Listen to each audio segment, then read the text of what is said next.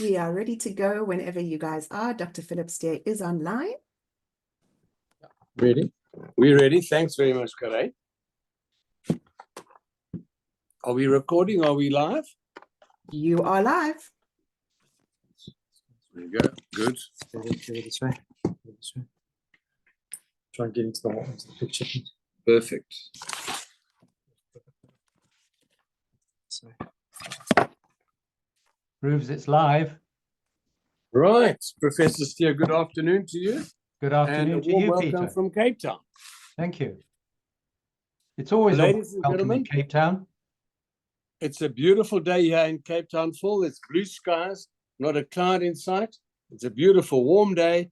And I have over here as my co-presenter, Professor Steve Jeffrey.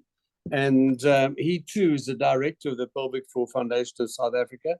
And it's wonderful that we have Professor Philip Steer preventing early onset GBS disease in the neonate. Now, traditionally in the olden days, we used to give a brief bio, but nowadays we don't do that anymore. If a person doesn't know who you are, your exact appointments can be Googled, but I will just say one or two things. Emeritus Professor Phil Steer is Professor of Obstetrics at the Imperial College London. And that the other important thing you should know, that as we speak, is editor of High Risk Pregnancy Management Options, and you are, as we speak, presenting the 6th edition. Am I right? Yeah, it's just going to the typesetters now, currently. Excellent. The first 6 chapters. Now, one last thing, a small vignette.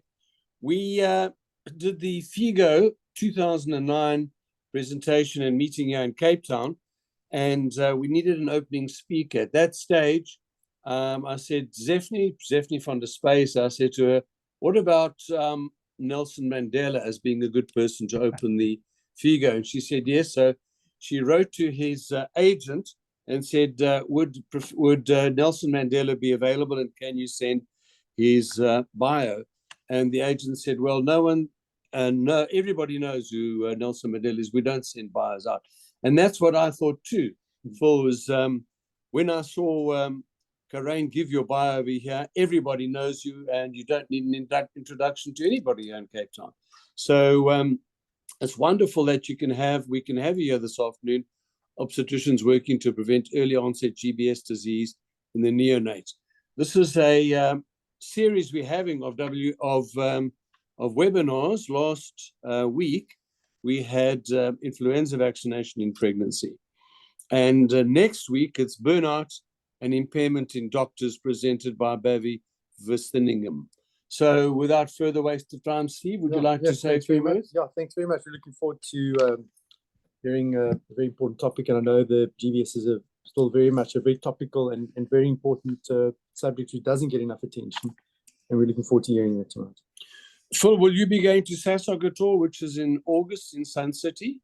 Yes. No, unfortunately not this year. Not been invited. Well, I'll make sure you're invited next year, Steve, to FIGO Cape Town, which will be in October in Cape Town, here at the CTICC next door to this hospital. And it's going to be wonderful to have you back over here, and we'll enjoy the pleasures of spring. So without further waste of time, Professor Phil Steer, working to prevent early onset GBS disease in the neonate. Thank you, Peter, and thank you, Stephen, for the usual warm welcome and kind introduction. Can I just check that you can see my first slide? Cannot yet. Karen, would you bring up Professor Steer's first slide, please? Do you have to share your screen, perhaps? It has been shared previously. Doctor, you'll have to share it. Professor, Share you'll it have to share it again. Yes, it'll have to be shared again. Can you see it now? Yes. Great. There we go. There we go. Thank you very much. Well, this is a particularly fond topic for me because I've been involved with Group B strep support since the late 90s, actually, because I looked after the lady who set up the GBSS charity. So just moving on to the next slide, which I will now do. Yeah, I need to give my potential conflicts of interest. And as I mentioned, I chair the medical advisory panel for Group B strep support, which is the UK's leading charity which campaigns for making routine screening for Group B strep available. And the other declaration I should make is that until August last year, for 18 months, I've been chairing the Data Safety Monitoring Board for a company called Minivax, which is developing a vaccine against Group B streptococcus. I'm no longer employed by them in that capacity, but just so you know, I've had a relationship with this company. So we need to start by reminding ourselves what Group B strep is. It's a hemolytic streptococcus of the phylum Firmicutes, and it's called hemolytic strep because streptococcus means a string of grapes or berries, which is what it looks like under the microscope. And when cultured on blood agar, it gets rid of the red color of the blood. He hemolyzes it, so that red disappears. Now, it's important to be aware that there are lots of strains of Group B strep, and they have various antigens, which are grouped according to Rebecca Lansfield. Now, there is also a Group A strep, killer bug that ate my flesh, you may recall, that causes necrotizing fasciitis. We're not concerned with that today. We're concerned with Group B. And as I mentioned, there are 10 serotypes or strains based on variations in the capsule, which is composed of carbohydrate. So most of the, some of the vaccines, the early vaccines were developed against the carbohydrate capsule, and the Minivax one, which I will mention later, has been developed against a protein component as well. Now, of the 10 strains, the 10 serotypes, type 3 and type 1A are the main infection-causing agents in neonates. In older people, such as me, it's different strains which are more active, interestingly. So these are the types we're interested in. Now, that's useful to know, but you don't need to remember it for practical purposes. We just look at Group B strep as a main type. Type 6 and 1B are the ones that us oldies get, but that's another story. Now, it's widely spread in nature. People often don't realize just how widespread it is. And outbreaks of Group B strep infection have actually been related to fish ponds and even, you know, the big tanks that you put tropical fish in and so on. That can spread it. But it's particularly common in cattle. And in cattle, it causes inflammation of the udders, mastitis, and this causes the cows to stop producing milk. Hence the name Streptococcus agalactiae. Agalactiae means without milk. Now, importantly, the carriage rate ranges from 20 to 40%, depending on which part of the world you live in and your genetic background, and I'll go into that in a bit more detail as we go through. But around about 1 in 5 to almost 1 in 2 of adults will carry it in their bowel. But of course, in the woman, it's important because it can track from the anus to the vagina. And it's the presence of Group B strep in the vagina that's particularly troublesome. But also, of course, if the mother soils herself during labor, then the baby can pick that up during vaginal birth. And it's a very, very important cause of perinatal sepsis, which is why we're talking about it now. Now, just to put this to one side, it is not much of a risk at all, GBS, for otherwise healthy adults.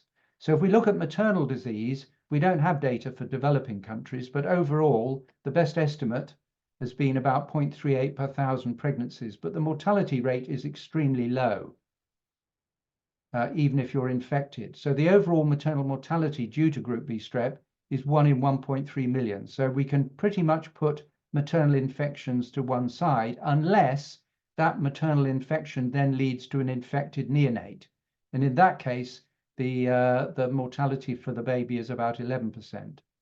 So that's much higher. Sorry, 2.2%. So early onset disease, 1 in 10 if the mother's infected, and the baby dies in about 1 in 50 or so cases. Now, it's been known that GBS is important for quite a long time. Hood et al. Was the first publisher to draw attention to this way back in 1961. And Yao et al. Was the first person to show that ampicillin during labor prevented neonatal carriage. It stops it being transferred from the mother to the baby in the majority of cases. Now, Eastman, who worked at St. Mary's Hospital, which is where I trained as an obstetrician, then showed that penicillin was just as effective as ampicillin. And this is important for reasons which will become clear. Now, this is the Clarence wing of St. Mary's Hospital, where I spent 15 years doing my training. And when I was a senior lecturer, first consultant there, working with Professor, or she was then Zephany van der Spey, not then a professor. She was my senior registrar for a number of years, and we worked very happily together, hence my association with South Africa. But why mentioning St. Mary's? Well, the answer is this particular wing, the Clarence wing, was built on proceeds of a vaccine actually against syphilis, which was very, very popular, raised huge amounts of money and didn't actually work. And this vaccine was developed by Sir Almroth Wright. And because it didn't work, the students used to call him Sir Almost Right. But he was very keen on vaccines, and we'll go full circle, and I'll come back to vaccines at the end of my talk. But he was working at St. Mary's. He raised the money for the Clarence wing, and in his department, he recruited a very able young surgeon who turned into a microbiologist called Alexander Fleming, who then ultimately was knighted. Now, as you can see, he actually worked in what was an on-call room when I was working there. That was his laboratory was repurposed. But he found that one of his agar plates were contaminated with a mold, penicillium mold, and of course the rest, as they say, is history. He wasn't allowed by Almroth Wright, who said, I don't believe in antibiotics, only vaccines are worth pursuing. So he passed it on to Florian Chain from Oxford, and who then proceeded to show that it worked to kill off infectious disease with bacteria. Now, history repeats itself in the sense that Charles Eastman became professor of microbiology at St. Mary's, and he also then became interested in group B strep and worked with Rodney Rivers. And Rodney Rivers, together with me as an obstetrician, helped Jane Plum at GBSS set up the charity initially. So they were very instrumental in the early days. We're talking about the 80s and 90s now. So I can show you this particular paper as early as 1983 from the British Journal, showing they studied just 87 women, but what they showed was that if you gave benzyl penicillin or erythromycin, we don't use erythromycin now because it causes at least 50% are resistant. It reduced the rate of transmission of GBS from 45% to 3%.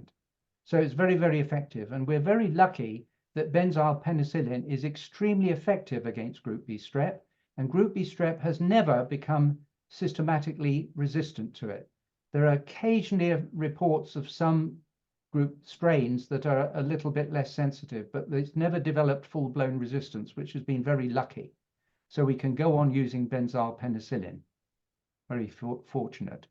And what they then showed was that a lot of these babies became colonized later, and we'll come back to that. That's related to late onset disease. Now, moving on, they then said, what about screening? And this is where the story gets a little bit more controversial. Is it justified? They studied a lot more women because they'd shown that penicillin was effective. And they introduced the concept that you need not just a low vaginal swab. It's low, remember, because it's near the anus, not a high vaginal swab. Very important clinical point. And you need a rectal swab as well, because it's bowel carriage, which is the primary reservoir. So you need both to be sure of picking up group B strep carriage if it's there. That's a very important point to stress. Direct plating, they only found 17% as carriers. But Phil? Yeah? Sorry. So it's important then, because we have this question. You've just mentioned that you need both a low vaginal swab and a rectal swab. Yeah. And if you don't have both of those swabs, is there any point in doing any screening? I know that the women can do those swabs themselves. I mean, we don't have to do it. You can do it themselves. Two things.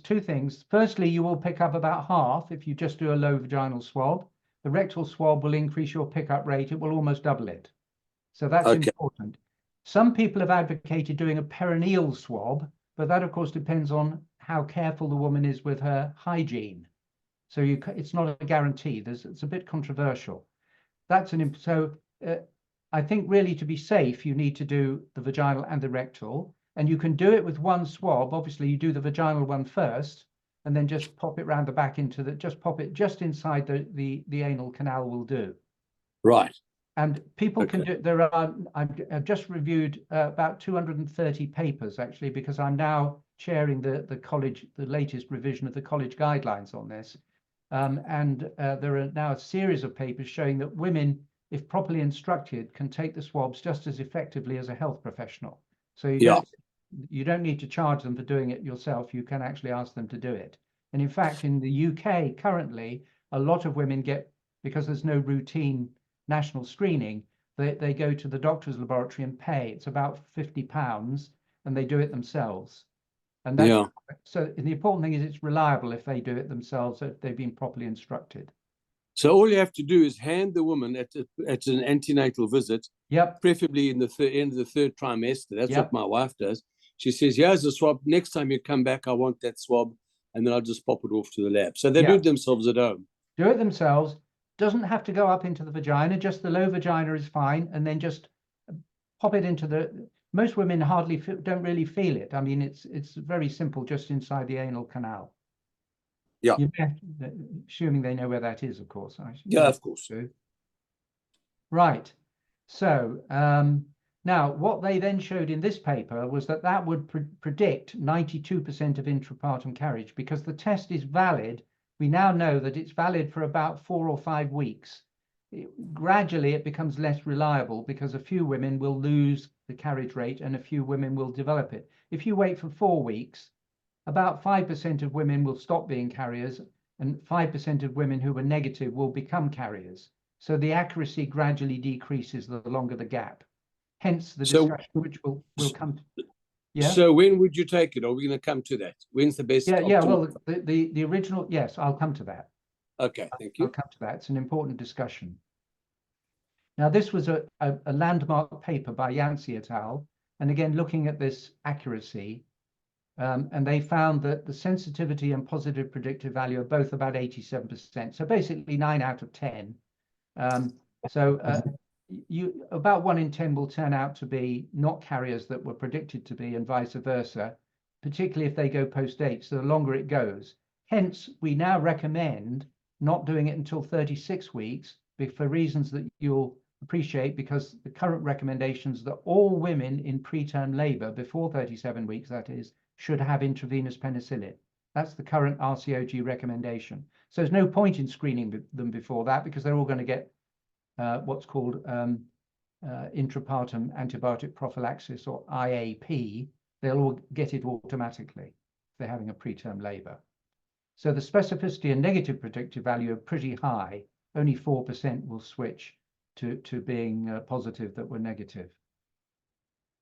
Now, you may say, well, do we have randomized controlled trials? So I'll just put up that these are the only 5 trials that have been done. I'll come back to the latest one, which is still in progress towards the end. But for a long time, these were the only trials that had been done. And as you can see, the numbers were pretty small. But what they confirmed was that if you screened and then gave intrapartum, and the Americans used to give ampicillin instead of penicillin, although the American College and the Center for Disease Controls in the States now recommend penicillin primarily because it produces less resistance. Anyway, the outcome prevented 96% of colonization, and in these trials, 100% of babies didn't get bacteremia. Now, we know that if there's no treatment at all, if a woman is a carrier, about 1 in 400 babies will develop a bacteremia and get sick. If they are found to be negative on screening, the risk is not 0, because a few women will become positive in the interim, but it's about 1 in 4,000. So it's 10 times less. Okay, so 1 in 400 if you're a carrier, 1 in 4,000 if you swab negative. So the risk is very low if you're negative. Now, just to look at the overall distribution, you may say, why such an old paper? And the answer is, this is before screening and treatment got really underway in the USA in big time. So this is the natural history, if you like. So remember, 1/3 of the infections that we see are in preterm, but importantly, more than 2/3 are in otherwise healthy term babies, hence the importance of prevention. Babies can die of this, and they were otherwise healthy in term, healthy babies. And of those that get it at term, the majority, 3/4, in the natural situation, it'll be early onset within the first 6 days. And in fact, 90% of that, 75%, are within 12 hours. So the great bulk of infection is very quick. And if they get infected, they get infection in the bloodstream and they get infection in the lungs. 10% will get meningitis, and unfortunately, about half of those babies will have long-term neurological damage. So it is an important cause of long-term disability. The mortality rates vary. It's around 5 to 10%, depending on which country you're looking at the moment. But about 7% have long-term morbidity. Now, this is an important slide. It goes back a long way, but this is the natural distribution, and you can see the vast majority here of infections occur the first day. Yeah. Sorry, we just got. Can you just go back? Some people want to take pictures of that slide. Okay. The one you've just showed. It's an important one. Right. So I'll just give them 20 seconds to take a picture, and picture's done. Thanks so much. Thank you, Phil. Okay. So this is a very nice graph, again, emphasizing that it's the first 24 hours where the risk is really substantial.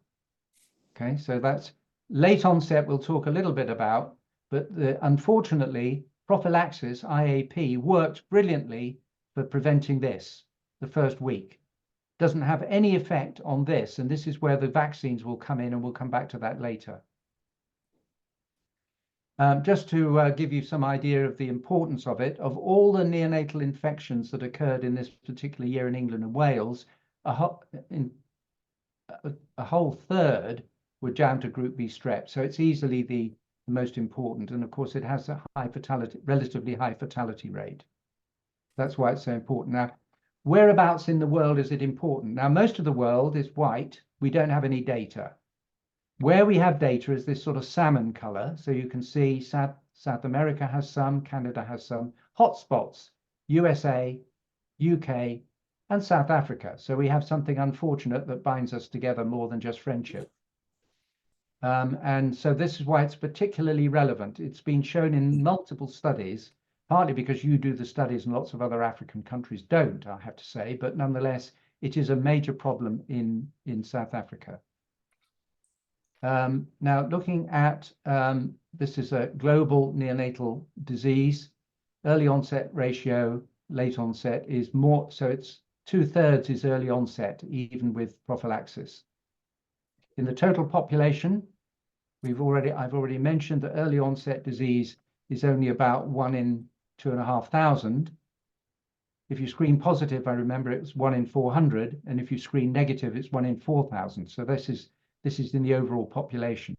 Now, why am I putting this up? Because, interestingly enough, some parts of the world have particularly low incidences, and you'll see more data on this. So South Asians tend to have low incidences. This is the UK. This is as it was in 2017. Now, South Africa, unfortunately, you're up here.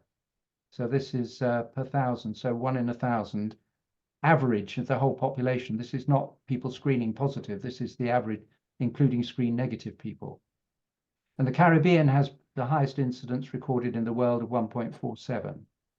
So it varies a lot, as you can see, depending on the population you're looking at. This interesting paper from just last year, September, reported and confirmed that women of African descent, wherever they are, whether they're in Africa or outside Africa, exhibit a higher incidence of GBS colonization and, importantly, neonatal disease. So it's not just carriage, it translates into neonatal disease, unfortunately. Within Africa, South Africa demonstrates 30% higher compared to the rest of Africa where it's been studied. So you've got a particularly hot spot down there. Now, this is showing you different people with different genetic backgrounds in the UK. This is a relatively recent paper, again, confirming the South Asians tend to have the lowest. White British that's regularly around about 1 in 4, but look at the Black Africans here, about 40%. That's in London. Here's a paper actually from USA showing an even bigger discrepancy between the white Europeans and people of African American ancestry. So a threefold difference in the incidence. Again, relatively recent publication, and a more recent publication in pediatrics from the UK, again, split it down more. So the Indians had the lowest level. Whites were, as we've seen before, in the middle here. And interestingly, Pakistanis and Bangladeshis have high rates as well. The Bangladesh is even higher than people of Black African origin. So it's not just, you can't just say South Asians, you have to say, are they Indian South Asians or Bangladeshi South Asians? And there's some suggestion that even within caste structure, there are differences. People are looking, interestingly, at the different. Now, just relative to you, it doesn't matter if you're HIV positive or negative, makes no difference to your carriage rates or the significance of it. So it's not a factor in how you interpret positivity. Why should this be? Well, talking about the microbiome, there are particular communities of species. As we now know, we don't just talk about lactobacillus, we talk a lot about good bacteria such as bifidobacteria. Bifidobacteria can be knocked out by penicillin, which can be a problem in upsetting the baby's microbiome after it's born. But what this particular paper interestingly showed was that there is a difference in the profile of the microbiome, different sorts of lactobacilli between the different genetic inheritance groups. So this clearly needs more study, and you're very well placed in South Africa if you want to do some work on this. Specific microbial taxa associated with it. And there's one interesting paper from Kenya relatively recently suggesting that they've actually found some genetic markers linked to vaginal microbiome composition, which are particular to particular groups of Kenyan women. So not only bacterial vaginosis is more common in many Black African groups, but also group B strep carriage. So this is a developing area, and we really do need more specific information about this. So moving on, perhaps the important thing, how do we prevent GBS infection? Well, we have the natural experiment of the USA to look at. So their incidence, you're familiar with these numbers now. So the UK was running here around 0.4, you remember? And we're talking about Black Africans up here, 0.7. Or even higher, and Bangladesh is up here. So back in 1996, this was the average colonization and early onset disease rate per 1,000 births in the USA. People started IAP, they started using penicillin, and it came down. And by 2002, the Center for Disease Controls that I've already mentioned recommended universal screening, which was very, very widely adopted. So you can see the rates then came right down, and we're now down here to about 0.2, which is very commendable. Now, interestingly enough, the National Screening Committee has always refused to implement screening in the UK, saying, well, we're as low as the US anyway. And that was true up until the mid-2000s here, or 2008, 9.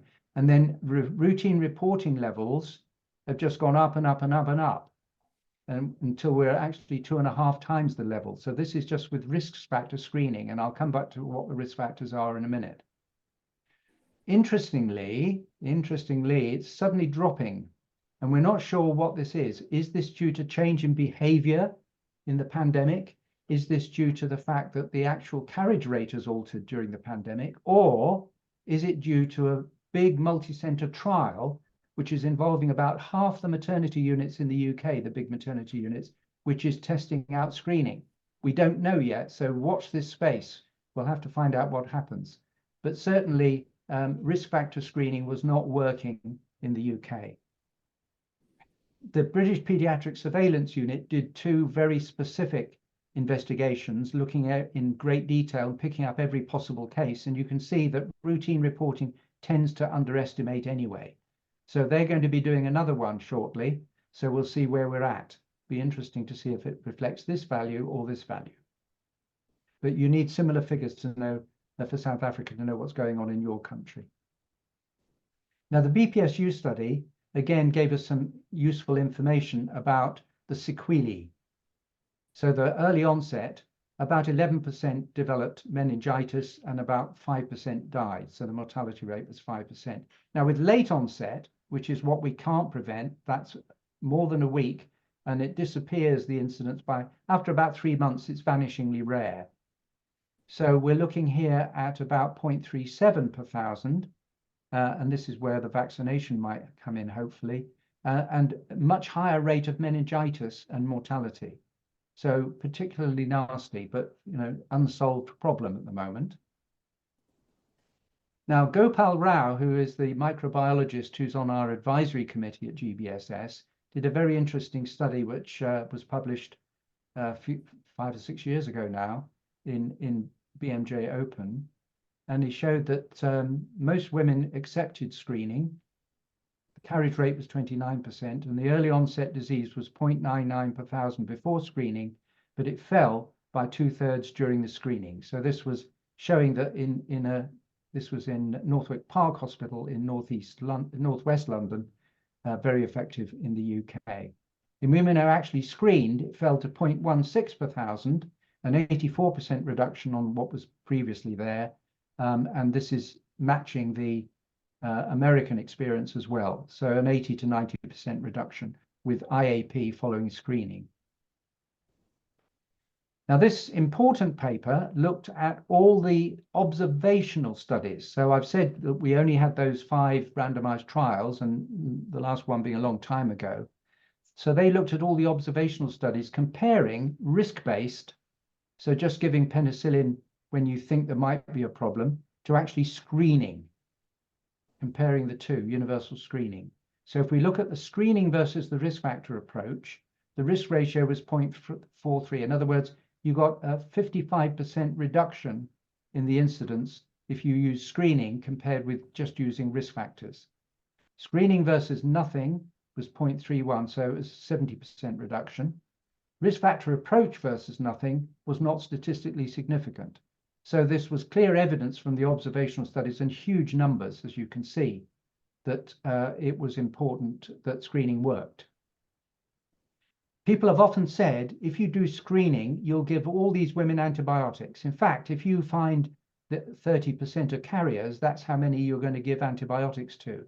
And the interesting finding is that in the control groups in these other studies that had no screening, about 1/3 of women get antibiotics anyway. The difference being that you're giving it to the right women. These are the women you know are carriers if you do it this way. Whereas otherwise, you're just giving them at random, and about 50 to 60% of women who are given antibiotics because of risk factors turn out to be not carriers. And so the risk is much, much lower. And these are just some of the countries that routinely do antenatal screening. We don't need to. Why not in the UK? Not in the UK because the Public Health England, the National Screening Committee, accept that 1 in 400 women who are carriers their baby would get early onset disease. But they said, well, that means you'd give antibiotics to 399 who didn't get early onset disease. That's what they've been concerned about, unnecessarily being offered antibiotics. We obviously don't agree with that. We think that the majority of, in fact, they already showed in Northwick Park that 9 out of 10 women plus, if you say to them, the risk is 1 in 400, but we can prevent it by giving you some penicillin while you're in labor in a drip, they say yes. So the evidence is overwhelming that women prefer to take that risk. But the National Screening Committee has always been a problem in the UK. But this may change for reasons which will become apparent as we go through. Now, I'd like to cover some practical issues, and I'm just going to take my lead from the RCOG guideline. I was on the committee that drew it up, and I'm now chairing the next revision, so I can comment on it as we go along, see what needs to change. So that was the guideline produced by the Royal College. What's new? The first thing that wasn't new is that we weren't allowed to recommend screening, but that wasn't new. Okay.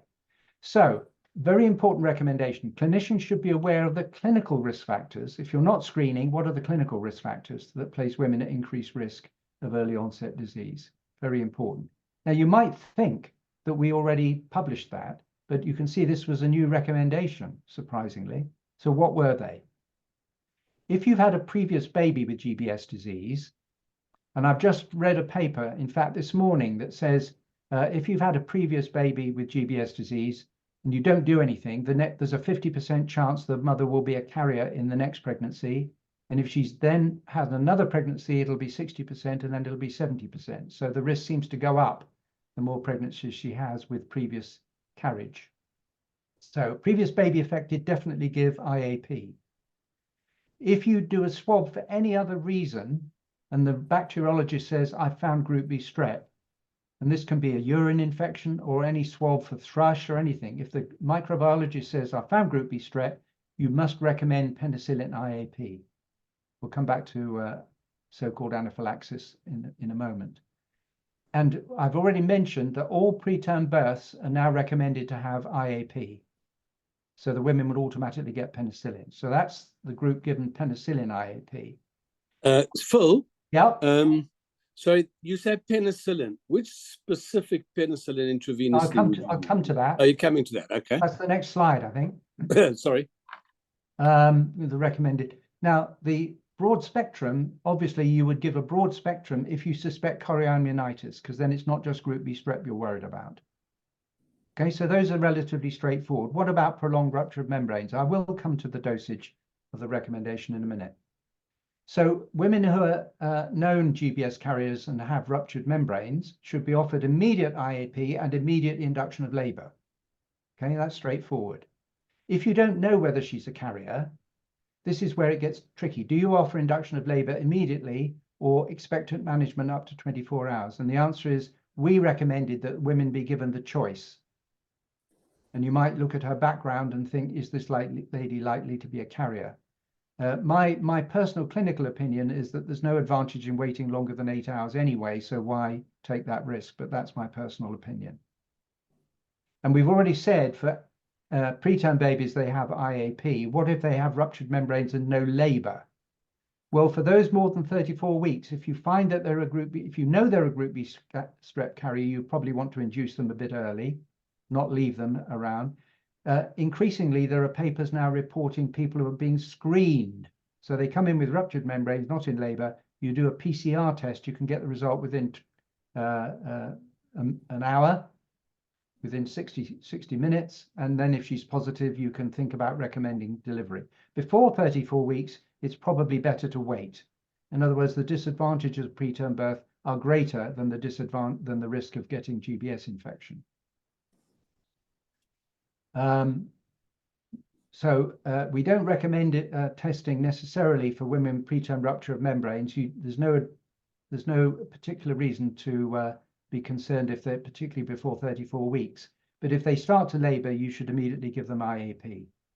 That was our recommendation. So all women in preterm labor should be given intravenous penicillin, or the alternative, which I'll come to. Okay, so here's our dosage, right? This is what we recommended, which is most widely used. 3 grams benzyl penicillin as soon as possible. As long as it's given at least 4 hours before the woman actually delivers, it will be maximally effective. But there's a lot of evidence accumulating that even if as little as an hour before, it will have a beneficial effect in reducing the risk. So it's never too late. Even if they're 8 centimeters, I would still give it.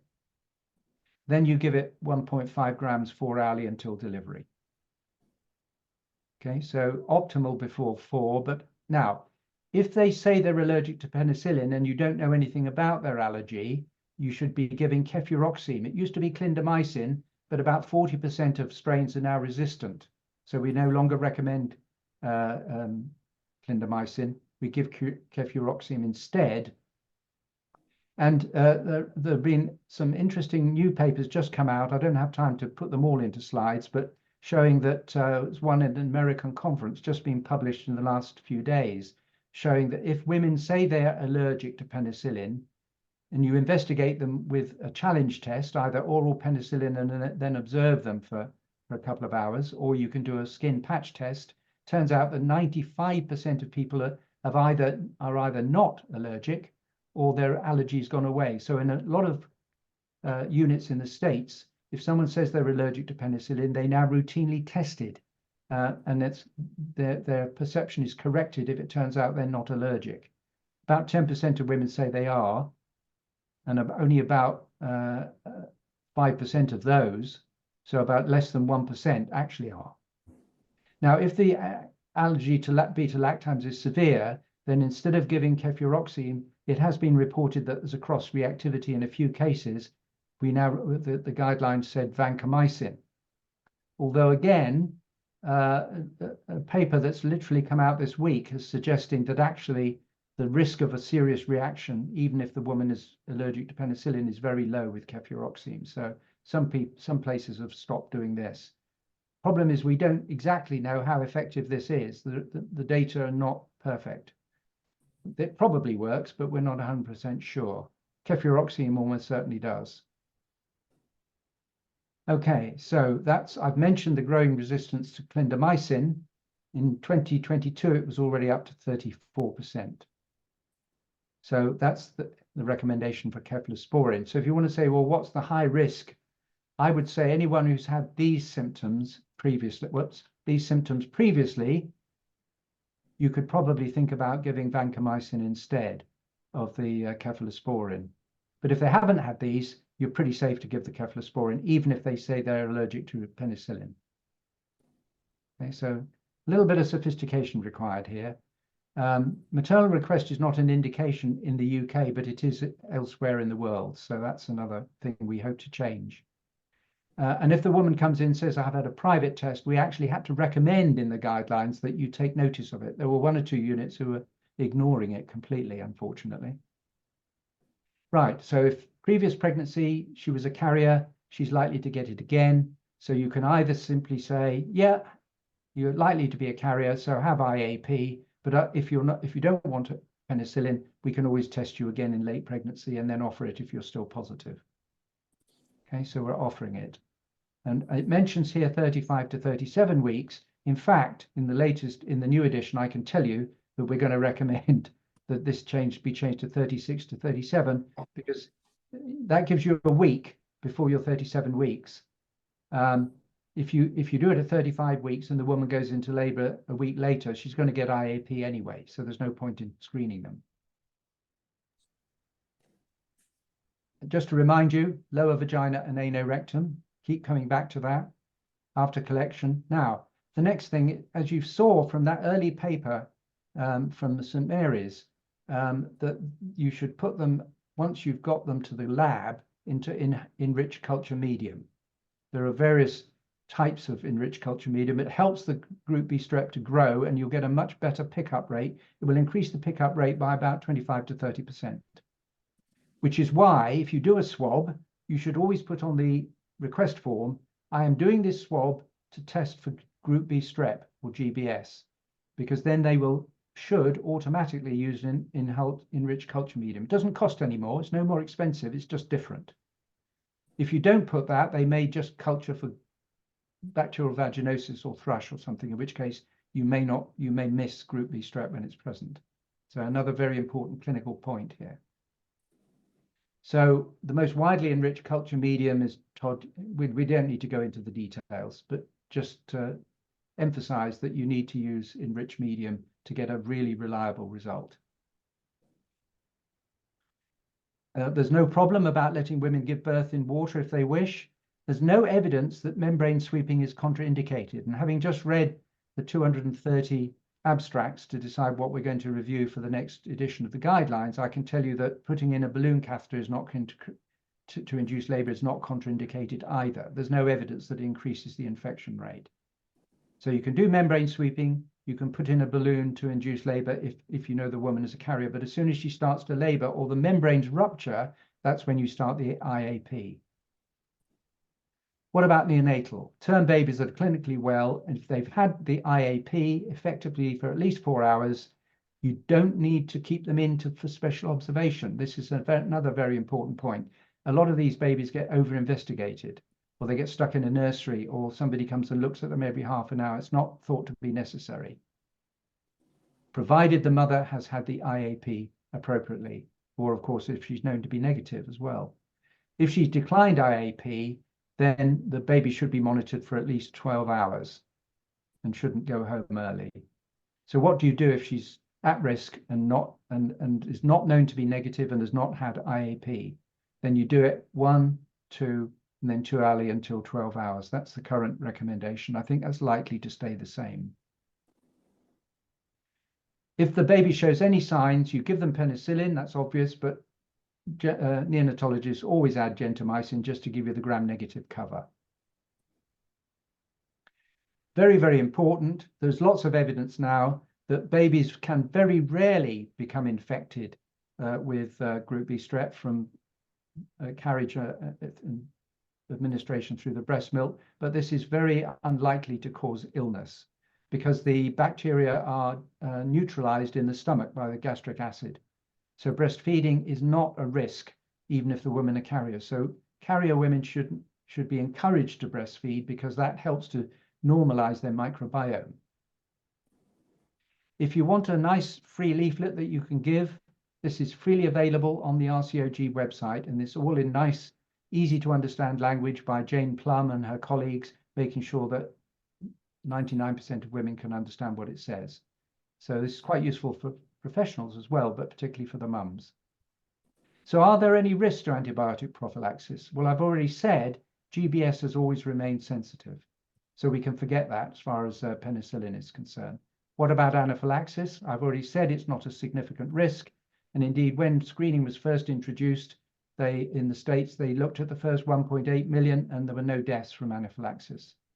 There was a bit of a flurry of excitement in the UK and people started saying, oh, well, it could be that it's true in the UK. But in fact, when we did a careful review of the paper that was reported 2018, it turned out the major risk factor for anaphylaxis was related to cesarean section. So cesarean section is much more dangerous. You've had anaphylaxis and surgery, it's bad news, but it doesn't seem to be a problem with IAP. So again, something. Now, altered microbiome. I've got a whole lecture, which I don't have time to give you, obviously, on the microbiome. So I can't go into this in detail. But the point is that current data suggests that it's only a minor impact if you're giving penicillin. And this is why it's so important to give penicillin if you can, and not the broad spectrum. The broad spectrum has a much more blunderbuss effect on the microbiome, much more damaging, and it particularly knocks out the bifidobacteria, whereas the penicillin effect is much less important. Right, getting towards the end. I mentioned that randomized trials have been few and far between. We managed to get the National Institute for Health Research to hold a couple of one-day meetings at which I was present, and we persuaded them to fund, at the level of 2.8 million, a cluster randomized trial called GBS3 in the UK. And against the current risk-based strategy, and I've already discussed what the risk factors were, firstly, the standard screening 3 to 5 weeks before anticipated delivery. You may say, why not gestational age? The answer is, if you've got a lady with twins, you want to do it at about 32 to 33 weeks because she's likely to go into labor at 36 weeks. So there's a little catch there. So you do it 3 to 5 weeks before anticipated delivery. And the other approach that's being tested is doing a PCR bedside test at the beginning of labor, intrapartum rapid testing. And of course, you need the staff to be trained and you need the equipment, and it is a bit more expensive to do it that way. So what's happening? GBS3, the recruitment ended at the end of March. So there's no more recruitment going on. Approximately 250,000 births will have been entered. 36 hospitals carrying out routine care, and 35 testing for GBS. This is why I think, because 250 births is getting on towards half of all the births in the UK. Now, if a lot of them are getting tested and the knowledge of GBS is being raised in the control units, that may, I think, be why our rate has suddenly started to come down in the UK, but we'll see. So this will be easily the largest randomized controlled trial of GBS IAP, screening in IAP ever done. So I take a certain amount of pride in being part of the group that persuaded the NIHR to undertake this screen. So finally, I keep mentioning vaccines. What about vaccines? The advantage of vaccines, as well as early onset disease, if they work, could prevent maternal invasive disease, stillbirths, perhaps 1% of all stillbirths have been attributed to GBS, and I haven't had time to go into that. Late onset disease, so that really is important. About a third of the cases which have a high mortality rate and disability rate could be potentially prevented by the baby being stuffed with maternal antibodies to group B strep. It would have no effect on antibiotic resistance, of course, because not an antibiotic. And we think it wouldn't have any deleterious effects on the microbiome. That again will need to be tested, but we think it's likely that it will be better for the microbiome. And of course, vaccines generally are much more expensive than screening and IAP, much less expensive. And fundamentally, of course, it would reduce the use of antibiotics, which we'd all like to see happen. There are a few disadvantages. GSK started developing a vaccine actually in South Africa, but they had to drop it because they were only developing it against 3 of the strains. And in fact, it's been now discovered that you need at least 5 strains to be targeted in order to get the 85% prevention that would match IAP. Of course, women have to agree to it, and so we need to counteract all those vaccine scare stories. And it's expensive. So a lot of companies have been involved, but the main ones at the moment are Pfizer and GSK. And so GSK started a trivalent vaccine, and they piloted it in South Africa at Wits. But then they seem to be working, they seem to be getting antibodies, and it was being coordinated by London School of Hygiene and Tropical Medicine. But unfortunately, they discontinued it because they came to the conclusion that being active only against 3 strains wasn't going to cut the mustard. So they've abandoned it. So GlaxoSmithKline are out. BioVac and PATH in Cape Town have been funded by Bill and Melinda Gates, but I don't know any more about how they've got to. They seem to have gone quiet. So whether they're still developing it or not, I don't honestly know. What I do know are Pfizer are going big on this. That was a publication in 2019 announcing that they've got a hexavalent, that's against 6 strains, which is pretty good. It's going to cover about 90% plus of the strains. And they got £100 million recently from Bill and Melinda Gates. That was just announced in 2022. So they're going great guns in the States, particularly developing the vaccine. Minovax is a Danish company, and they're the company that I looked at their phase 2 trial as looking at the safety, and they've added protein elements into the vaccine. And the added protein element covers more strains of the bacterium. So rather like the hexavalent vaccine, it's a different way of getting the wide coverage. And the phase 2 trial, 300 in Denmark, UK, and I have to say the majority of the cases that I looked at were in South Africa.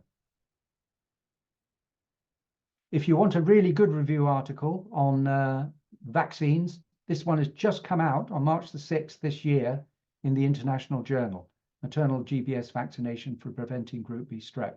So it's a really, really good review, and it's got a lot of the stuff that I've already covered.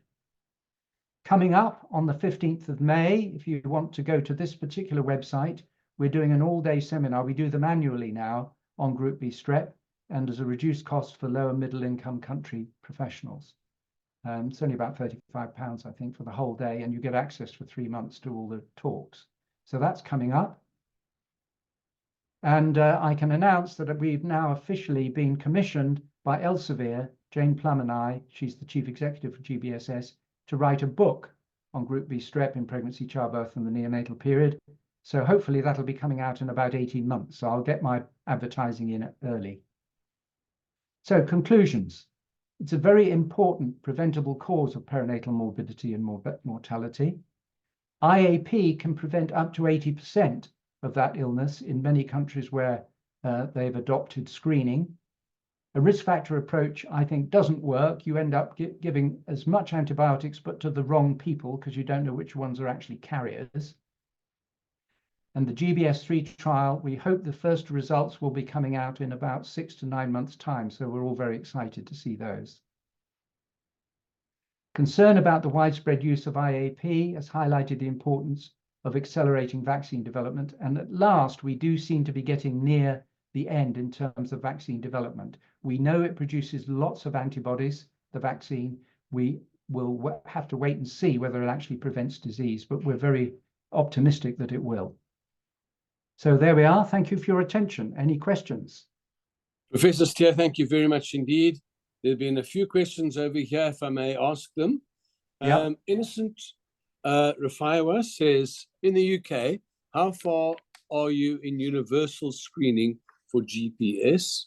Well, I Can think you- I've explained that. The National Screening Committee still says we should be using risk factor screening. But Yeah. you can see from the trial that a very large number of women for the last 3 years have been having screening because they're part of the trial. And I can tell you at the Chelsea and Westminster, about 1 in 5 women turn up with a GBS screening test result that they've obtained privately. Oh. So Is my it university done in private practice, the screening? Yes, it is. Okay. I did a survey of all the private practitioners in London about 2 years ago, and the answer is all of them, every single one, was doing routine screening. Thank you. Another question from Siva Mudley. Dear Professor, is there any publication regarding the incidence in communities who use toilet paper versus washing with water? That's from Siva Mudley. No, I don't know anything about Okay. that. There have been intermittently papers looking at antiseptics and etc., and they generally don't seem to work. Okay. Veronique Earcoat, this is allied to the question I asked. I don't know if the pharmacies in this country, certainly in Cape Town, still have benzyl penicillin available on their shelves, because when we use it for syphilis, you sometimes have to struggle around and go to the state hospitals to find benzyl penicillin. Well, it's Are there any penicillin- alternatives? Penicillin G. Well, I mean, whatever it is, as long as it's just straight penicillin, that's the key point. We want to keep the narrow spectrum because Okay. firstly, it is the most effective antibiotic against GBS. It's particularly sensitive. And secondly, of course, you're avoiding minimizing the disruption of the microbiome. So it's really, I think it's one of my important hobby horses that I bang on about. Yeah. Right. Thanks, Professor Steer. It's great. I mean, and we've watched this unfold and how you've been pushing this throughout the last 15 years or so that we've been seeing you come to Cape Town talking about GBS, and it's wonderful to see the incredible progress that you have actually made and the awareness that has been made in the UK. But just from your side and being in private practice, and I know you said Almarie was doing a lot of screening. Are you offering all your patients screening, or how do you do it in your practice? No, we do it routinely. Okay. And as I say, Elmarie, my wife, she gives the patient a swab and instructs them to do it, and they bring the swab with them. What is the cost of it? Oh, it's off the top of my head, I'd say it's probably about 800. It's about £25, 25 quid. So it's not a huge amount, particularly as it's a cost-effective intervention. Steve, would you like to ask? Yeah, so Erwin's, Erwin, great helpful presentation. Thank you. Again, the cost, and you say it's about 800 Rand. Yes. Culture PCR, which is the most cost-effective. Obviously, the PCR is going to be being a bit more expensive. It is more, but as we've heard, it's a point-of-care thing, and it does have advantages, yes. And then obviously just one swab needed.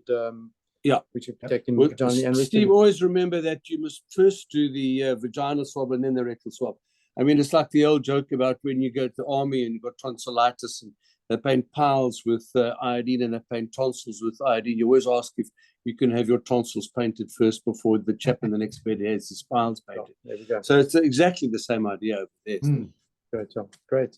All right, well, that's excellent. No, we really enjoyed that, and it's wonderful, and we look forward to the day that is universal screening in the UK and in other countries. And in this country, and the funny thing is this, it was universal at the University of Stellenbosch, and not universal at the University of Cape Town. But no doubt, Professor Steer, having an appointment at the University of Cape Town, will sway with his eloquence the powers that be to introduce universal screening.